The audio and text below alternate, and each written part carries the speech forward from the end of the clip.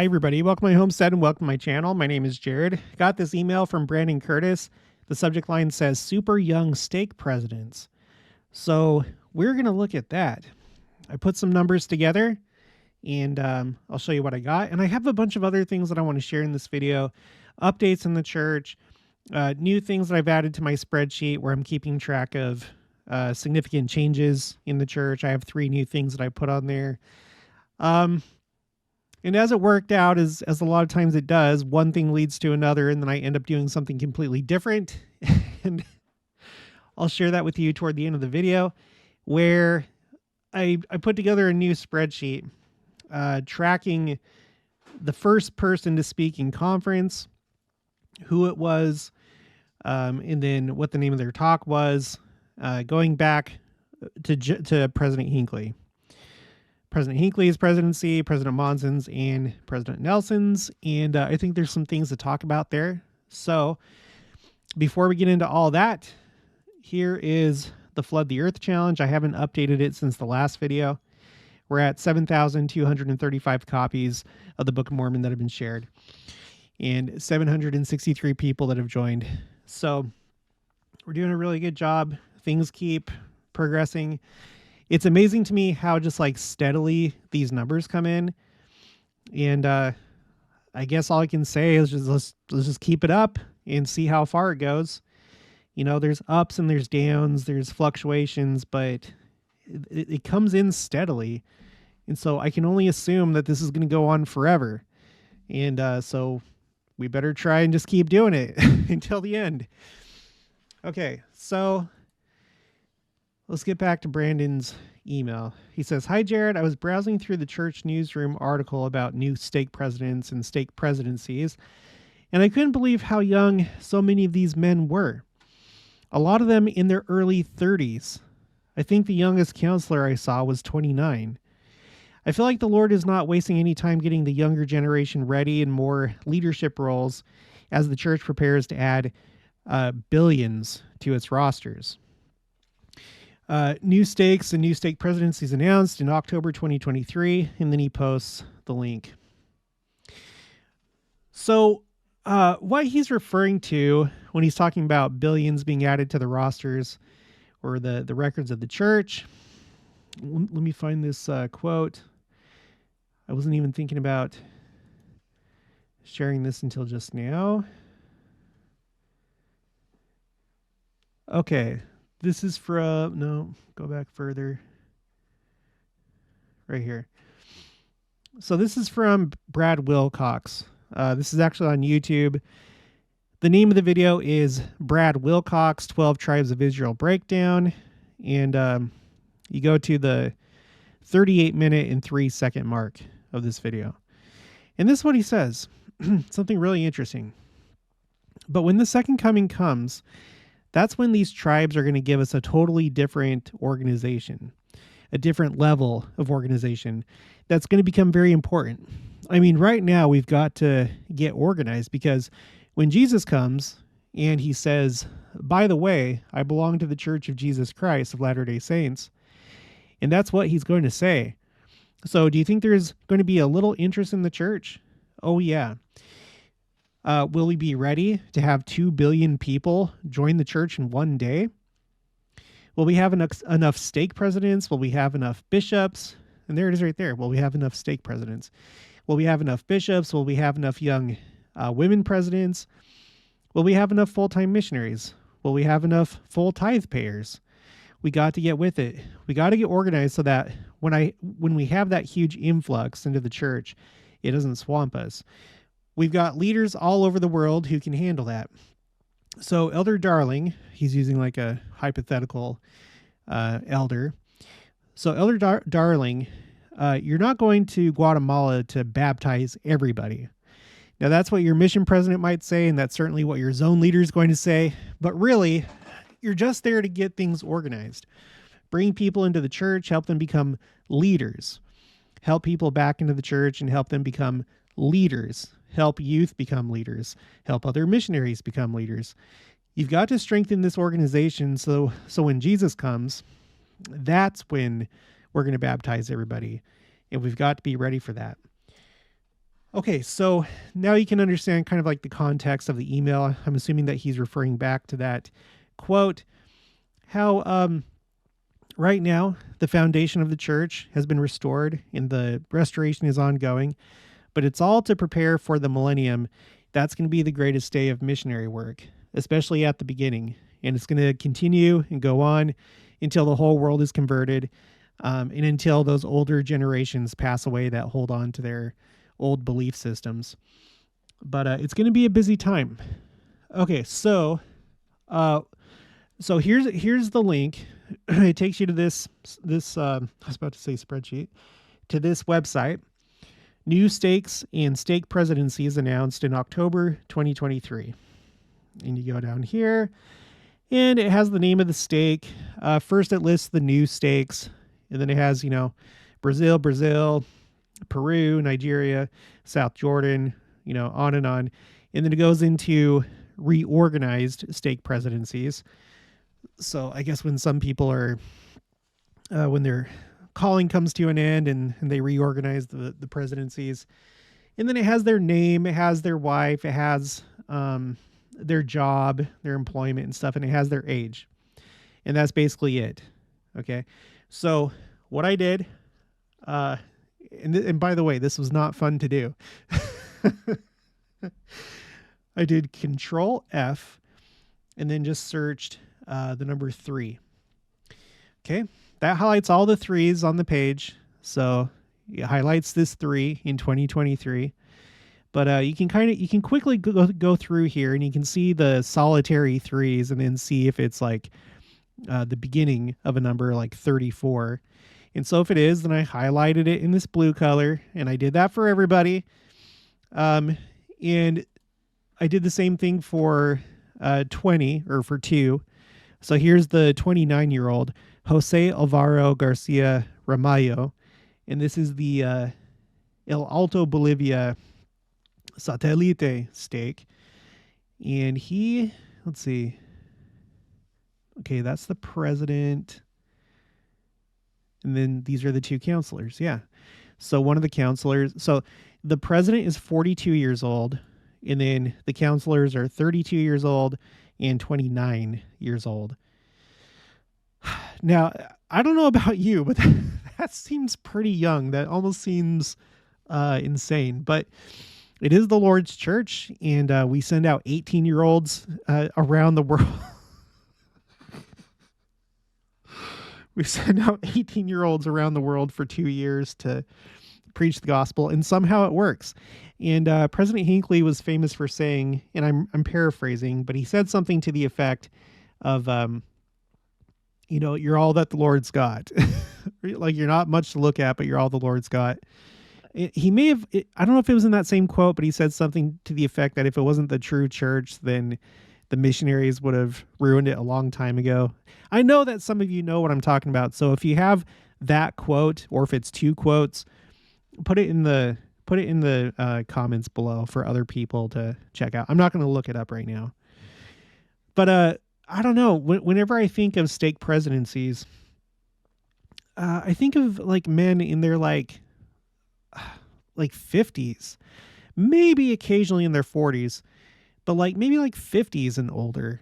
Don't you? Like, I don't know what's normal. I don't know. In my lifetime, that seems to be normal. I guess I haven't really paid attention or asked how old my stake presidency was, but 29? Are you serious? And then 30? Like in your 30? I'm in my 30s right now, and I can't imagine doing that.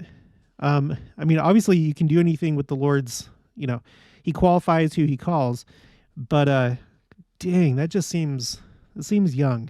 But I know that they can get the job done. And it's because of miracles and because of the Lord. So I'd like to get your opinion about this. What's your experience been when it comes to stake presidencies? Like, do you remember any member of the stake presidency in your stake being like young, as young as like somebody in their 20s or even in their 30s? I'm not sure that I have. I don't know. I was wondering, are most of these like foreign, when I say foreign, I mean to the United States, foreign stakes. And it seems like a lot of them are, not all of them though. Like here's one in Nebraska, the Omaha, Nebraska stake. Let me know if you're in that stake. Put it in the comments below. So this one has one where one of the counselors is 38. Let's see, Nigeria, Peru, Guatemala, Bolivia. I know I saw another one. Bolivia, Panama. Okay, I'm not going to, let's see. I know I saw another one. Here we go. Bluffdale, Utah, independent stake. He is 32 years old.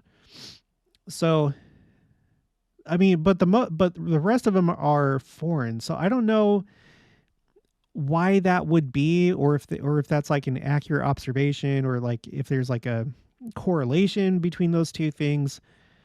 I'd appreciate your opinion in the comments below, especially if you have experience.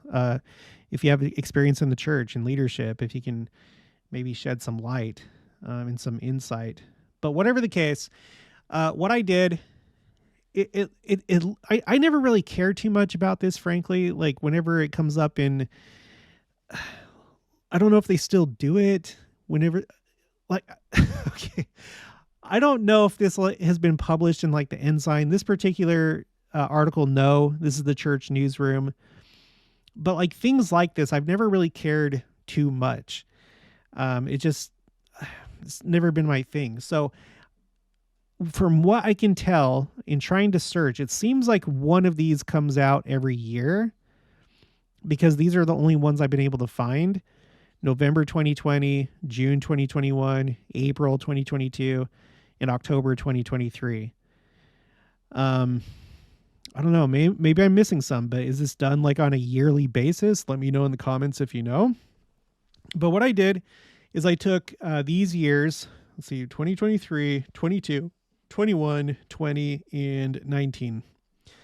And I did the same thing. I found all the people in their 30s and in their 20s, and then I put it on a spreadsheet because that's what I do. And this is what I have, okay? So let me explain what you're looking at here. So October 2023, I counted 38 people that were in their 30s and one person that was in their 20s.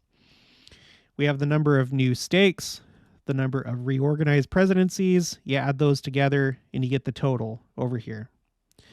Then what I did is I simply created a ratio of people in their 30s divided by the number of stakes. Okay, so what you come up with is 0.64, which means that each stake, if it was evenly divided precisely, each of these 59 stakes would get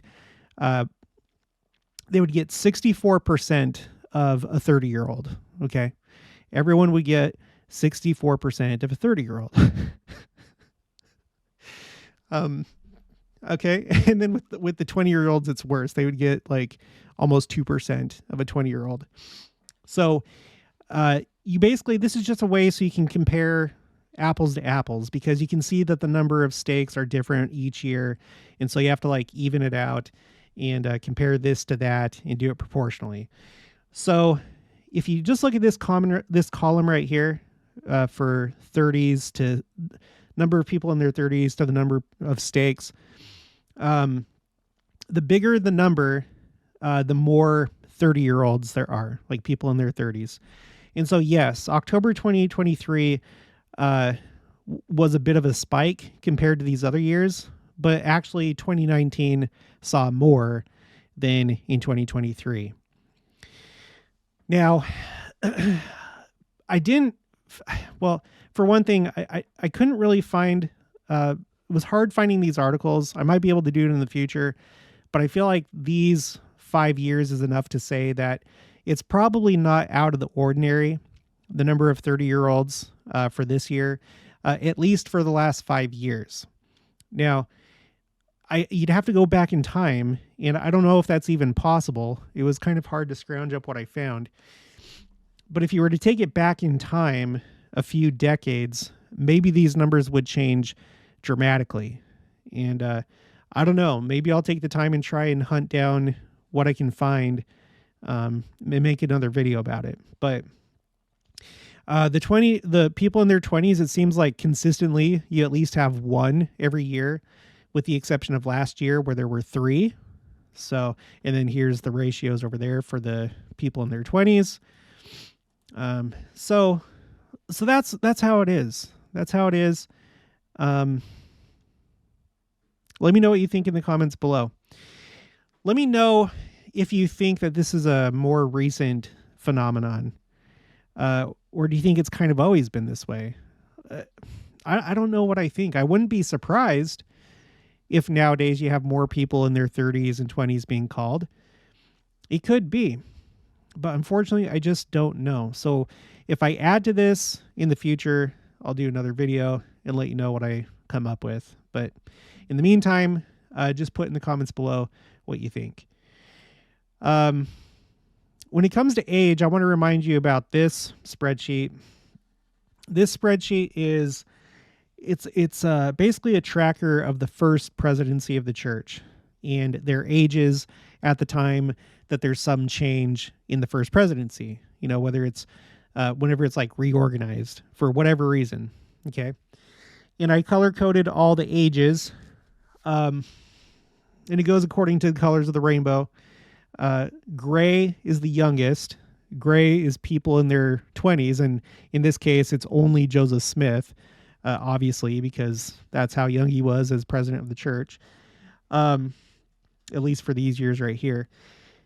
So, and then then pink, and then this purple color, and then it goes on. So in the early church, it was actually kind of like, in the early church, you had a younger first presidency, obviously. And then as time went on, it kind of like just gradually got older, you know. You have Brigham Young, Heber C. Kimball, moving on. And then you get to John Taylor. Wilford Woodruff, he was 91 at the time that he passed away. But you see that it kind of gradually gets into some of the other colors of the rainbow until you get to present. Now you start to see more yellows and oranges in the 40s. 60s, there's some red, orange, yellow, a bunch of orange right here. And then finally you get to present day where it's all red across the bottom, including not just the first presidency in their 90s, but also President M. Russell Ballard, acting president of the Quorum of the 12 Apostles. There could be various reasons for this. It could just be that people are living older because changes in diets and health practices and stuff like that, better medicine, things like that. That could be, but there could be more to it, potentially. We've talked a lot about the fact that President Nelson is almost 100 years old, and he's currently in his 100th year of life, which will be completed once he turns 100.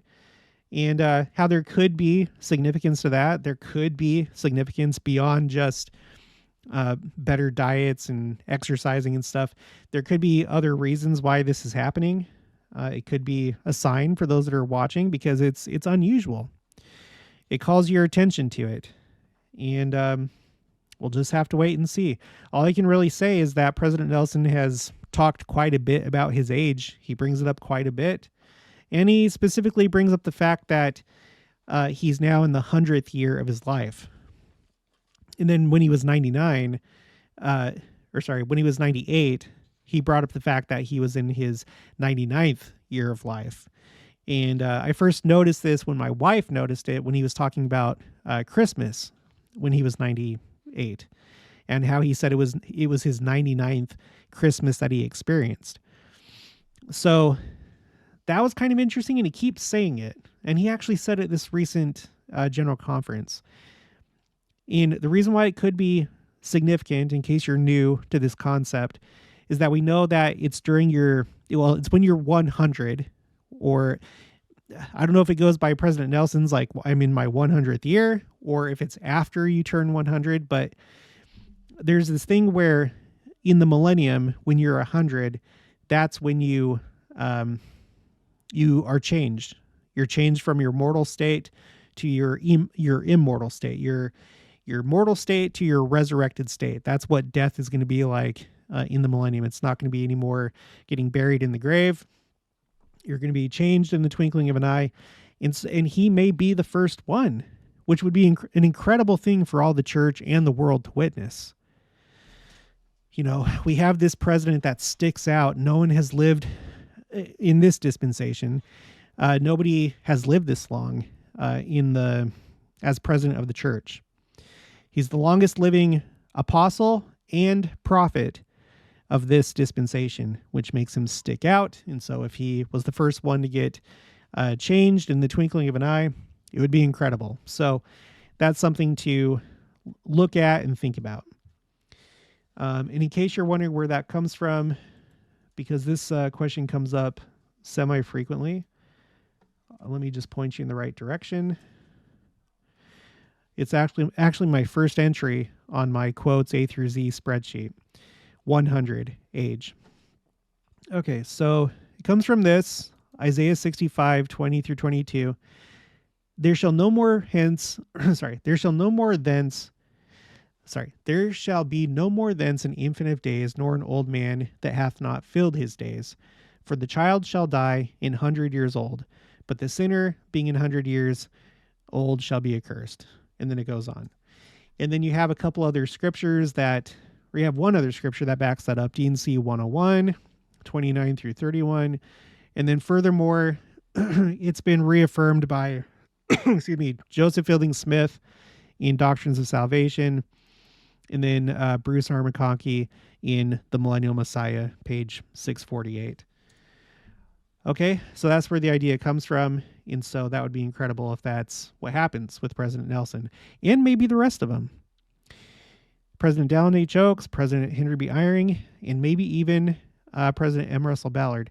Now, I'm aware, and I didn't cover this, but I felt like it went along pretty good with this video. So I'm aware that he put out this message on, just a couple days ago on the 2nd of November. You can find this on his social media accounts. He says, following a wonderful and inspiring general conference, last week I suddenly found myself in the hospital with respiratory issues. However, I have since been released from the hospital and returned home, where I'm attending to duties as I am able. So that was an interesting update. Maybe not too surprising. I don't know. I'm not in the field of medicine, so I don't know if this is like an age-related thing, or if it's just like being elderly. Are you more susceptible to being sick? I don't know. Sorry if that sounds stupid, but I don't really know. I don't think about it very much. So I don't know if this is like incidental to his age. Maybe like a lower immune system because he's aging. I don't know. But it's interesting that he put that out. And then what's also interesting is you'll notice that his most recent update from that on October 1st, he says, I did not read a prepared address today at General Conference. My eyes are getting dim as I approach 95, which makes it more difficult to see the teleprompter. However, I didn't want to allow this obstacle to keep me from sharing my testimony of our Savior, Jesus Christ. So 2 posts in a row, he's talked about essentially health issues, and I did a video where we kind of like talked about the fact that there were three of them that brought up their health, or talked about death. So the first one was President M. Russell Ballard. Okay. And this is what he said. I want to quote it directly. The name of the talk is Praise to the Man. He says, we're in the process of trying to prepare ourselves a day at a time to be a little better, be a little kinder, be a little more prepared for that day, which will surely come when we shall pass back into the presence of our Heavenly Father and the Lord Jesus Christ. That's getting a little closer for me. I'll soon be 95. So we're getting this kind of like possibly last general conference type vibes from him, potentially between his social media accounts and this. I hope that's not true. And this would also be incredible if the second coming happened and then he was translated with the rest of us, and then these issues no longer be issues. The only thing that I can tell really when it comes to being quickened, translated, it's all the same thing. I did a video about this. Don't get caught up on the words. It's the same thing. When we get changed and move into the millennium, the condition of mankind is going to be that there's no more disease, and there's not going to be any more death as we know it now. All I really know is that there's no disease. So I'm hoping that maybe with people like President M. Russell Ballard, maybe he'll be healed. Like maybe he'll have his eyesight back. I don't know. I would imagine that would probably be the case, but I haven't been able to find anything that really supports that. But I guess I wouldn't be surprised if that does happen. And I hope that everybody gets healed when that change comes. So that would be incredible. It'd be incredible to witness that. It'd be incredible to witness President Nelson going from mortality to resurrection. That would just be amazing for everybody to witness. Okay, the second one was President Henry B. Eyring. His talk was Our Constant Companion. And he says, "We have heard again President Russell M. Nelson's warning that in coming days it will not be possible to survive spiritually without the guiding, directing, comforting, and constant influence of the Holy Ghost. That prophetic warning has led me to ponder what I might teach my children, grandchildren, and great-grandchildren about how to have that crucial guidance in the difficult days ahead for them." So this message today is a brief letter to my descendants that might help them when I'm not with them in the exciting days ahead. I want them to know that I have come to know, I want them to know what I have come to know that could help them. So you can read this a few different ways. I don't know that it's necessarily a commentary that the second coming is not going to happen in his lifetime. I don't know. But it seems like he expects to not necessarily be there when it happens. I don't know. Again, President Eyring, let's go back here. He is 90 years old. Both him and Dallin H. Oaks, they're both 90 years old. And then President M. Russell Ballard is 94. Oh, didn't he just say he's 95? Didn't I just read that? Yeah, as I approach 95. Okay. Did I do the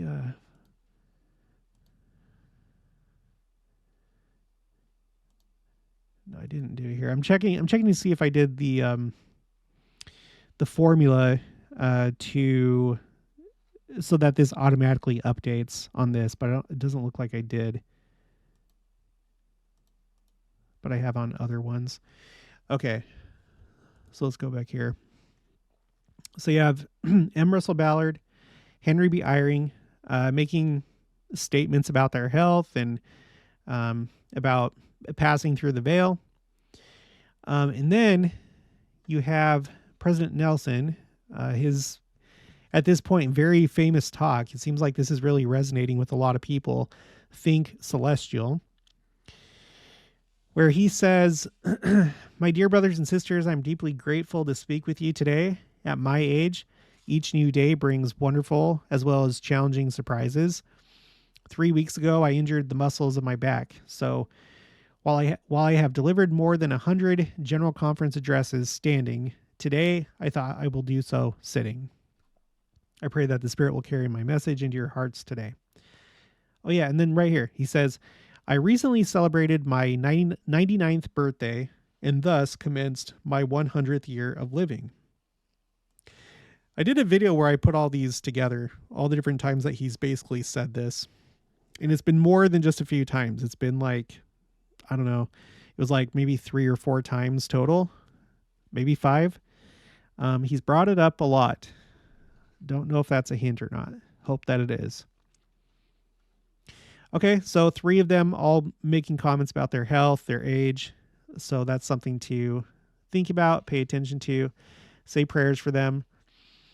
We also have Elder Jeffrey R. Holland, who was in the hospital for a time, but now he's out. And I haven't heard any news about that. So hopefully that's a good sign that, nothing bad is happening and that he's okay and recovering. Prayers for him. His wife passed away. Oh, yeah. So did Henry B. Eyring's wife.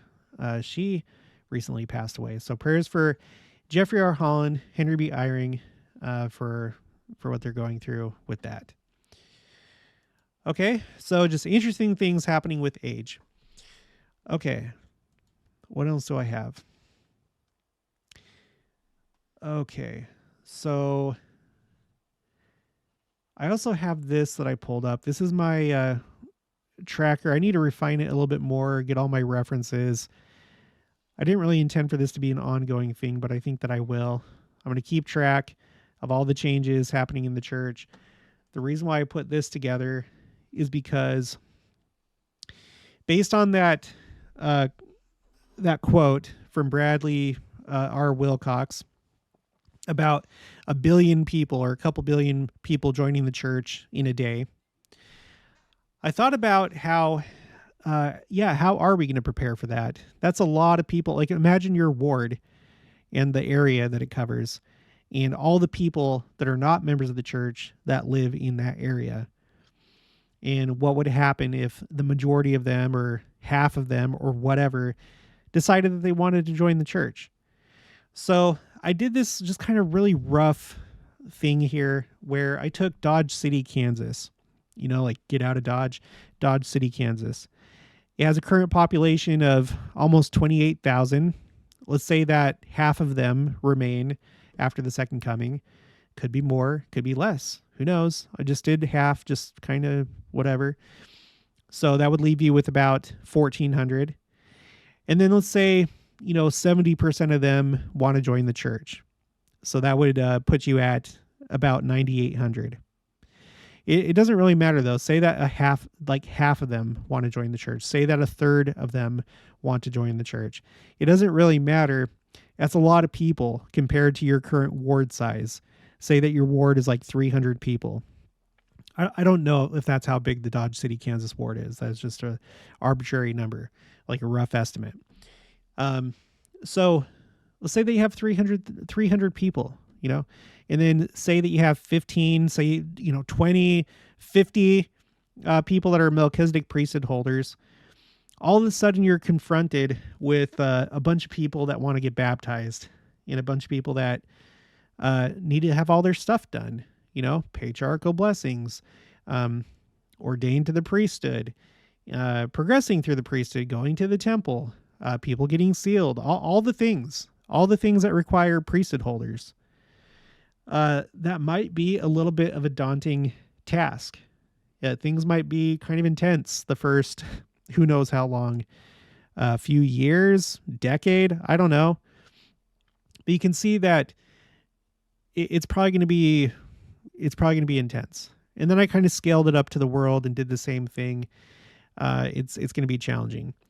So thinking back to Bradley R. Wilcox and what he said, and looking at changes that have taken place in the church, it seems like a lot of them are maybe thinking about that. There's been changes because they're thinking about how the church needs to posture itself for a big influx of people into the church.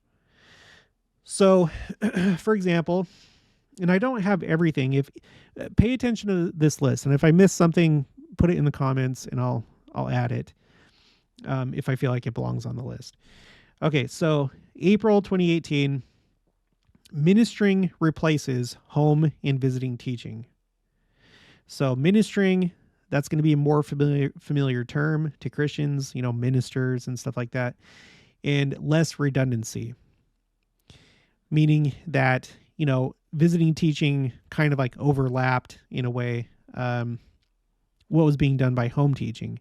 But now you don't have that overlap anymore. So it frees people up. Okay. Frees people up. Okay. May of 2018, the church will end relationship with Boy Scouts of America, announces new activity program for children and youth. Well, the church is getting bigger. It's getting more global. And in Boy Scouts is kind of going in a bad direction anyway. There's a whole story behind that. I'm sure you already know. But anyway, becoming a more global church. This is a good move toward the future when things really go global. Okay, June 2018, hymn book and children's songbook will be revised to create new unified editions for the worldwide church. So more what it says, unified editions for a worldwide church. Okay, August 2018, President Nelson issues a statement on using the full name of the Church of Jesus Christ of Latter-day Saints, bringing the focus to Christ. Which is something that should be done anyway, but it's going to be particularly good for people like Christians that remain after the second coming that are already suspicious of the church. They feel like the church is weird because of the name Mormon and things like that are repellent to them. So it's something that should be done anyway. But on top of that, it has the additional benefit of potentially making things easier for Christians that want to join the church after the second coming. September 2018, the first volume of the 4-volume Saints, the story of the Church of Jesus Christ in the Latter Days, is released. We've talked about how that'll be good, generally speaking, before the second coming, but especially when you have a bunch of people that suddenly join the church and want to know what the heck the church is all about, what's been going on that they missed. You know, this church was established in 1830, so what's been going on this whole time? Well, for those that want to know, the church has put together this easy-to-read volume, or 4 volumes of saints, where they can get caught up and they can understand what's been going on in the church. October 2018, home-centered, church-supported gospel study and adjustments to the Sunday meeting schedule are announced. So 2-hour church is much easier. Things were kind of intense, I think. They were more intense than they are now as far as like the endurance required to do church, It's easier to do 2 hours than 3 hours. And maybe that's better when you're about to have a bunch of new people join the church. Make it as easy as possible, but still accomplish what needs to be accomplished. And then the concept of not enough teachers.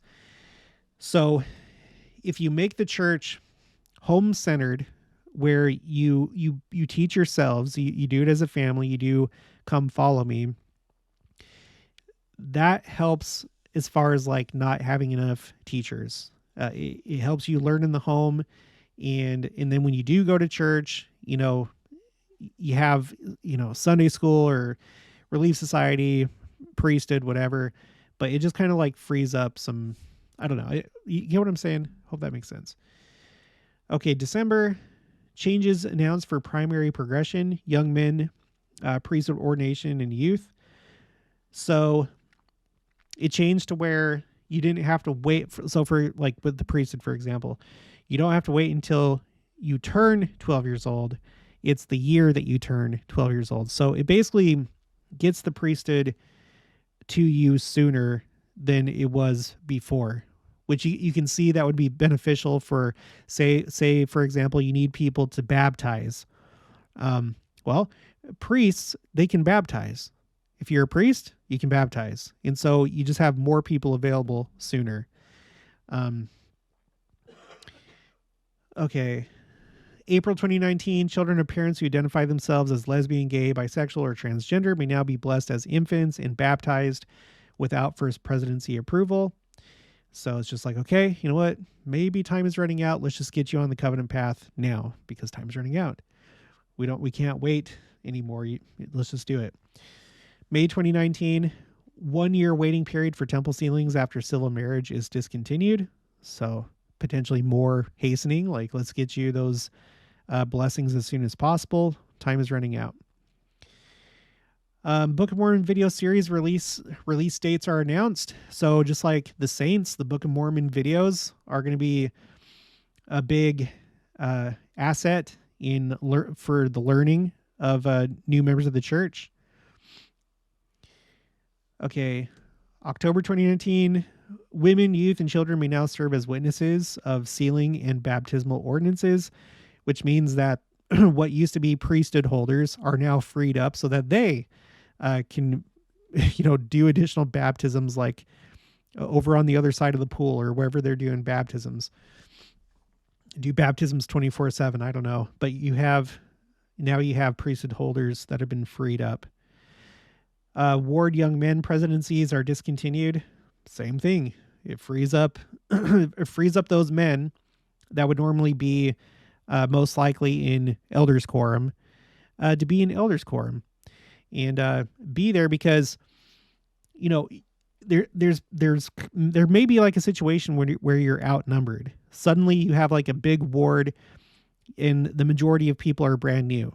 And so it would help to have those people in elders quorum, or maybe doing other things, but like in elders quorum to help answer questions and help with like the lesson. Essentially, you have more experienced people in there to help with the new members.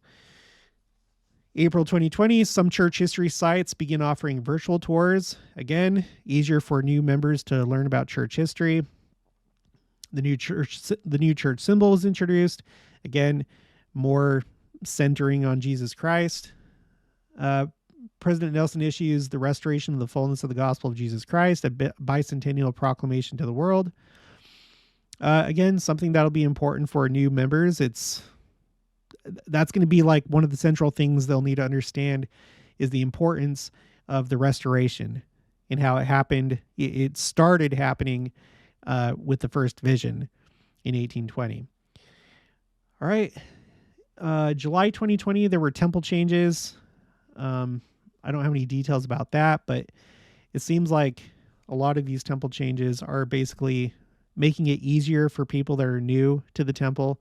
And again, we're going to have a lot of new people that are suddenly going to be going to the temple. And so if it can be made easier for them, if more things can be explained, if things can be streamlined and so on and so forth, all the better for a big influx of people.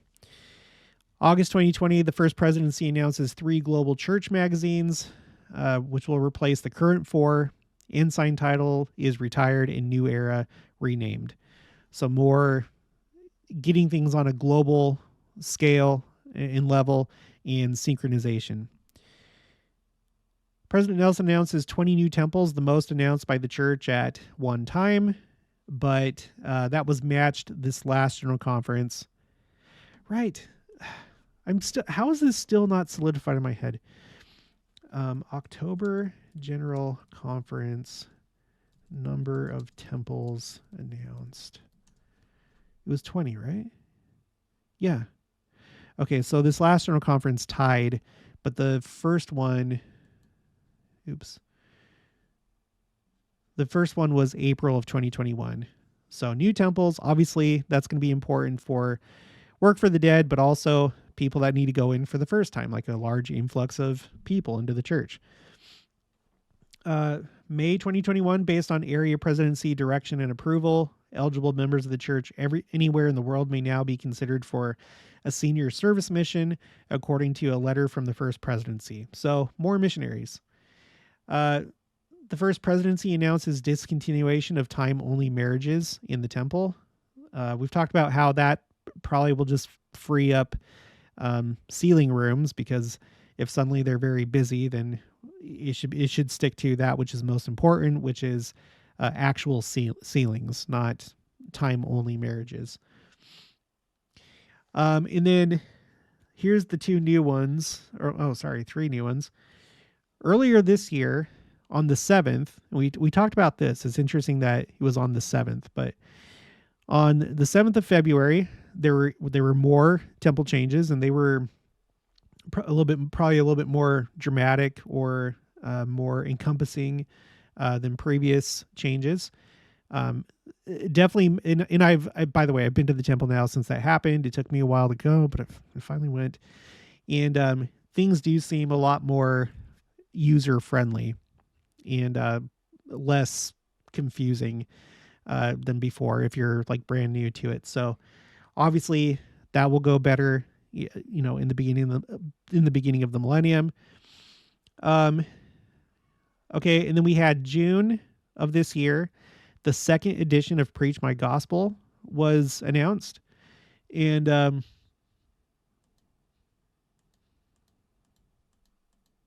hold on. There's no way that oh, here we go. I thought I closed out of it. I just wanted to read a few things out of this because this is new. This is new to the spreadsheet. Second edition of Preach My Gospel is now available. Just have a few things I want to read. Okay, President Russell M. Nelson announced the second edition of the church's seminar for new mission leaders on June 22nd, 2023. Quote, "This new edition comes at a time when the world is rapidly changing. It reflects a sensitivity to many of those changes. It contains some of the best instruction I have ever seen to help people accept the Lord's invitation to come unto him." And I thought I had one more. This second edition of Preach My Gospel is based on the teachings, inspiration, and emphasis of current church leaders. It is enhanced by additional scripture references, more recent teachings from prophets and apostles, and additional art and other visuals. And then it goes through like chapter by chapter in different things that they've updated and stuff. And it just seems like it's just that it's adapted to the time in which we live. You have more recent statements from general authorities and whatever. So this is obviously probably going to be a good thing, not just for now, but potentially into the first part of the millennium. And by the way, I was on my mission when Preach My Gospel was first introduced back in 2004. I was in the transition group where they were transitioning from the old discussions and then to the new Preach My Gospel, and it was kind of an awkward time. But by the end of my mission, everything was kind of like hammered out, and so anyway. But so the second edition, this goes from 2004 until just now. So it's like almost 20 years that we had the first edition. And then I did a video about this recently. Just this, like, what seems to me to be a big announcement of 36 new missions. I did a video talking about this, and I would encourage you to go watch it. But there's been a big influx of missionaries. And according to church leadership, it's as a result of the April 2022 General Conference, when there was a big call out for missionaries, and they are responding. And so now there's all these missions that are being created, and I think leading the way into the millennium. And then after that, there's going to be like a billion more probably. Okay, and then finally, to wrap this up, let me just see how I'm doing here. Okay. To wrap this up, like I said, one thing led to another, and I somehow decided to do a new spreadsheet. Let me name it right now. We're going to do Prophets First Talks. Yeah, I'll just call it that for right now, because it's referring to the first talk given in General Conference. I'll do first talks in GC. Keep it short. Not going to spell out the whole thing. Okay. So, let me zoom in. So this is what President Nelson's presidency has looked like. Here's all the different general conferences, starting with the April 2018 General Conference. And what I have is I have all the speakers. And if it's the prophet at the time, then I have it highlighted in the color that corresponds with column A, so you can see who was prophet at the time. So the way that it's worked, at least with President Hinckley, is President Hinckley basically was always the first one to speak, with just a few exceptions. Okay. The very first one, his first conference, it was Thomas S. Monson, at that time, first counselor in the first presidency. And I believe that's just how it goes, because here you have at the beginning of President Monson's presidency, Dieter F. Uchtdorf, who at the time was second counselor in the first presidency. And then again, with President Nelson's presidency, Henry B. Eyring, second counselor in the first presidency. I think that's just either the convention or the tradition or the way that it's laid out, is that very first talk of the first general conference is to address the passing of the previous president of the church, and then to call the solemn assembly and all that stuff. So I think that's always the case. And then with President Hinckley, like I said, probably like 90% of the time, he was the first one to speak, with just a few exceptions. President Monson, Elder Robert D. Hales of the Quorum of the 12, and then James E. Faust, second counselor in the first presidency. So the unusual thing during his presidency was Robert D. Hales, because he was not a member of the first presidency. This is like the one time that a non first presidency member or someone not part of the first presidency was the first one to speak. Now, you may think that it's just arbitrary. It doesn't matter. Who cares?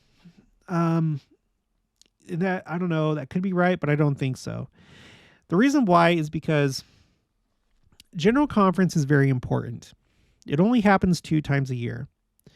And obviously the Lord is heavily involved. And he's inspiring the speakers, and he's inspiring the president of the church, which I believe with him in the first presidency, I'm not sure how it works, but I'm sure that it's the president of the church that ultimately decides the order of like who speaks and when. Okay. And it's probably not just an arbitrary thing where it's like, oh yeah, we'll just do it. Let's do it in alphabetical order. Let's do it like this. Now, I don't know what not the criteria, but I don't know how they decide who speaks first, but I would imagine that one thing that's taken into consideration is, just like other things, usually with like a big event, the opening of it, like the very beginning, is probably what you might consider prime time. In fact, maybe they've studied it. Maybe they have the numbers of like when most members of the church watch General Conference, which sessions or which parts of sessions are the least viewed. I wouldn't be surprised at all if they keep track of that. And it's not hard to imagine that the very first talk is probably the most listened to. Maybe the very first talk, and then the talk where the president of the church announces new temples. I'm willing to bet that those are probably the 2 most viewed talks of General Conference. And then after that, any other talk given by the president of the church. And then after that, who knows? Maybe there's just like popular talks, from conference to conference. But anyway, the very first one is probably very important. It probably reaches the widest audience. And therefore, if you have something, as the president of the church, there's something that you want communicated and you want to make sure as many people hear it as possible, you might have that thing reserved for the first talk. Does that make sense? I feel like that's pretty sound. I feel like that's pretty sound reasoning. I could be wrong. If you know more, put it in the comments below. But do you think that could be? So if that's right, then it might make sense that President Hinckley would want to talk first, like every single conference, because maybe he's just received a lot of revelation, a lot of promptings, a lot of this and that, and there's important things that he wants to say each conference. One thing that kind of caught my eye is I noticed, where does it start? There's like these 4 conferences here where the name of his talks are they go along these lines. The condition of the church, the state of the church grows stronger, condition of the church. A couple before that, there's the church goes forward.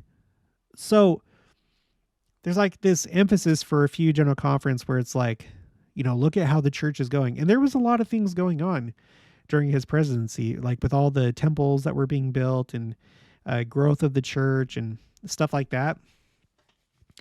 But anyway, that's kind of that was a little theme of his for a while. You have a few other ones like the work moves forward in 1999. So anyway, so how do you explain the anomaly of Robert D. Hales? Well, it may be, and this is speculation and just guessing and thinking, maybe as President Hinckley, reviewed all the talks, because I know that they all get reviewed, maybe Robert D. Hales that year, because they're not, that they're not assigned their topics. Hopefully that's common knowledge. They're not assigned what they're supposed to talk about. It's all just pure inspiration for that individual speaker. So when President Hinckley is like planning, this upcoming General Conference, April 2006, and he sees this talk by Robert D. Hales, maybe there's just like something in that talk that just really stood out. The Lord wanted Robert D. Hales to deliver, some kind of message, and the Spirit prompted President Hinckley to be like, yep, you know what? That's going to be the first talk for this conference. That's what's needed the most right now. This is what the most people need to hear. You see what I'm saying? And the name of that talk was To Act for Ourselves, the Gift and Blessings of Agency. So I don't know. I haven't read it. I'm sure that I, watched it at the time. I was just ending my mission, actually. Yeah, I was actually in Spain when this was said. And then just like a week or two later, I was coming home. Interesting. Okay, now with Thomas S. Monson, it's kind of the same thing. It's mostly Thomas S. Monson, but then you have Richard G. Scott. Oh no, sorry, that I was confusing Richard G. Scott with Robert D. Hales. Never mind, they both start with R's, that's why. So you have Richard G. Scott, The Power of Scripture, but all the rest of them are President Monson, welcome to conference, welcome to conference, welcome to conference, welcome to conference. And then in the middle, he kind of spices it up a little bit with as we meet together again, it's conference once again, as we as we gather once again. And then I don't know, maybe that stopped working out for him. Then he just goes back to welcome to conference, welcome to conference, welcome to conference. Or I don't know, maybe this was like a chiasmus. Maybe there's something important said in the middle here in its conference once again, April 2011. But okay, let's get serious. So he was pretty much like speaking first each conference, with the exception of Richard G. Scott of the Quorum of the 12 Apostles. And then at the end of his presidency, I don't know if this was health. It was definitely health by his last conference because he wasn't there.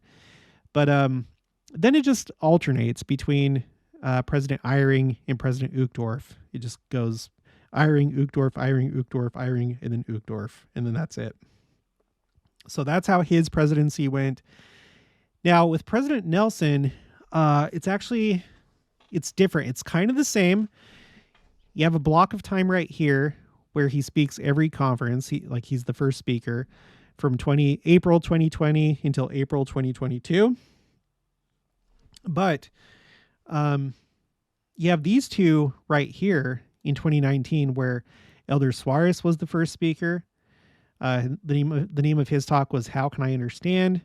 And then Jeffrey R. Holland in October 2019, The Message, the Meaning, and the Multitude.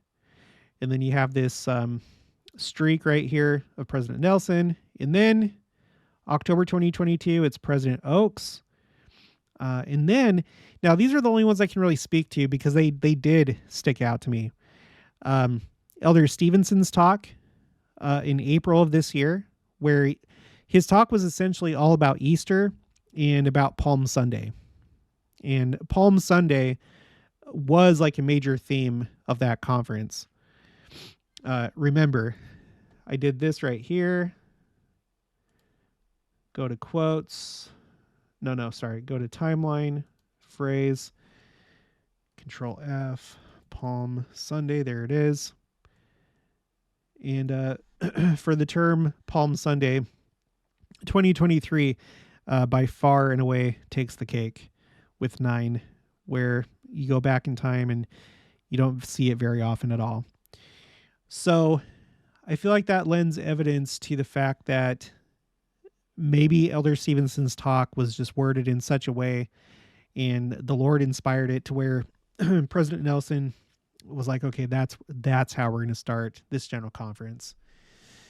And then again, if that's the case, it's interesting because the most recent general conference was Elder Bednar, and his talk was the one about the last wagon.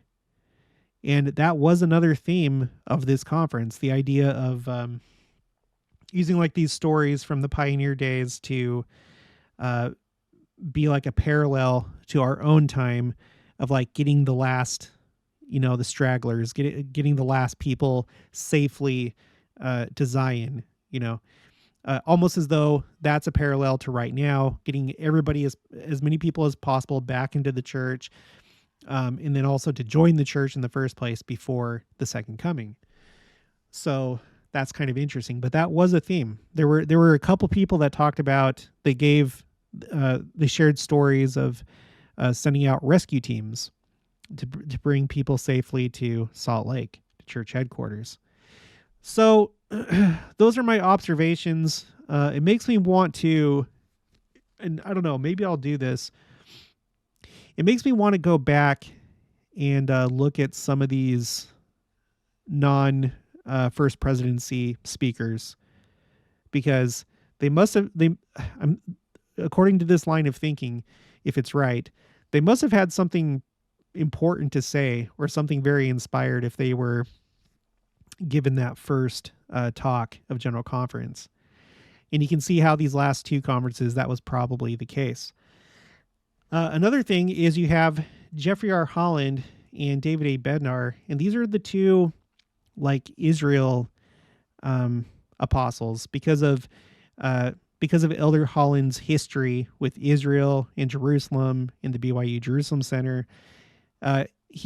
We've read in I think it was Church News that he has special like oversight kind of. He has connections in the Holy Land, and he has relationships there and stuff like that. So him, and then we also know that Elder Bednar is over the Middle East. So that's just another thing to point out, is you have them that were first speakers. So the time may come, maybe I'll do this where I'll extend this further back in time and just kind of, and as far back as I can go is as far back as the church website goes, which I think it goes back to 1971 or 2, or maybe 1970. I can't remember. So I may do that in the future. But yeah, okay. Well, that's going to be it for this one.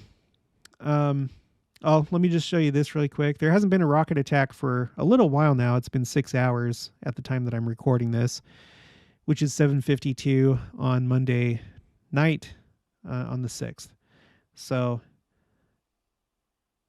and then before that, before the 6 hours ago, the other one, and that was from the confrontation line. That was from up north. So from the Gaza Strip, holy cow, it's been 11 hours since there's been a rocket attack from Gaza. All these ones that say confrontation line, this is in the north, and it's probably from Hezbollah. So maybe they're making progress, and maybe they're starting to lose their ability to launch rockets from Gaza. I don't know. Okay, well, that's going to be it. If you haven't already, please make sure to subscribe, like this video if you liked it, leave your thoughts and opinions down in the comments below. Also, make sure to share it, and I'll talk to you guys later.